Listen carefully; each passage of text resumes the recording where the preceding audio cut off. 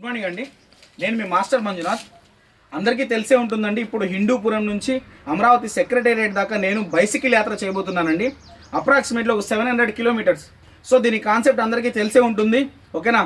లేపాక్షి టూరిజంని పెంచుతూ ఒక bullet proof glass ప్రొటెక్షన్ని request చేస్తూ కూటమి ప్రభుత్వానికి ఒక ప్రొటెస్ట్ ఇచ్చానండి. అండ్ సెకండ్ వన్ తెలిసే ఉంటుంది, రీసెంట్గా జరిగిన రిషిక ప్రియ మదనపల్లి అమ్మాయి ఇన్సిడెంట్స్ దాకా ఎన్నో ఇన్సిడెంట్స్ జరుగుతూనే ఉన్నాయి.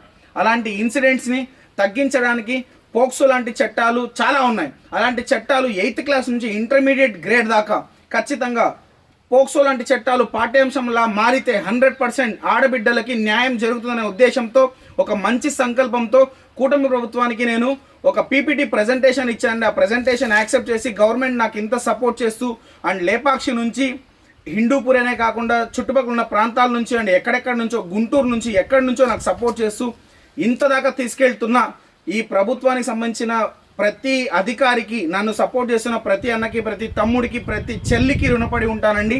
అండ్ నా యాత్రని అఫీషియల్గా డేట్ అనౌన్స్ చేద్దామని వచ్చానండి. March 9th అండి. హిందూపూర్ గాంధీ సర్కిల్ నుంచి శివాలయం ఉంది కదా, పాత శివాలయం, ఒక 700 సంవత్సరాల చరిత్ర ఉన్న శివాలయం అంట. అలాంటి శివాలయం దగ్గర నా యాత్రని కొనసాగిస్తున్నాను.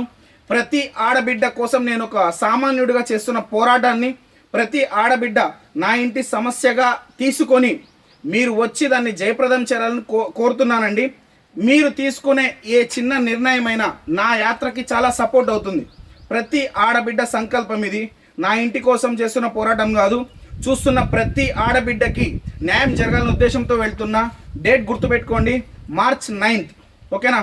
Morning 7 to 8లో బయలుదేరతానండి. ప్రతి ఒక్కరు మన ఇంటి కార్యక్రమంగా భావించి అందరు అక్కడికి వచ్చి నాకు సెండ్ ఆఫ్ పార్టీ ఇస్తే 100% దీన్ని కూటమి ప్రభుత్వం దాకా రీచ్ చేయిస్తానండి. ఆల్మోస్ట్ చాలామంది సపోర్ట్ చేస్తున్నారు. మన బాలయ్య బాబు గారి కాన్స్టిట్యున్సీ కదా, సార్ దగ్గర నుంచి విషెస్ వచ్చాయి. ఆల్మోస్ట్ నాకు ఎక్కడెక్కడి నుంచో ఫోన్స్ వస్తున్నాయి. దానికి చాలా హ్యాపీగా ఫీల్ అవుతున్నా. అండ్ మెయిన్లీ చెప్తున్నా, కూటమి ప్రభుత్వం పార్టీ ఆఫీస్ మంగళగిరి ఆఫీస్ నుంచి నాకు ఒక ఫోన్ కాల్ కూడా వచ్చిందండి.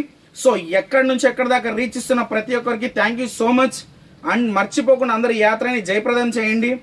ఎప్పుడైతే 18 years లోపు అబ్బాయిలను మనం భయపెట్టి శిక్షలు ఇలా ఉన్నాయరా అని చెప్పి మనం చెప్తామో అప్పుడే ఆడబిడ్డలకి న్యాయం జరుగుతుంది. అస్సలు మర్చిపోకండి. థర్డ్ వన్, ఈ మెయిన్ పాయింట్ ఏం చెప్తున్నానంటే,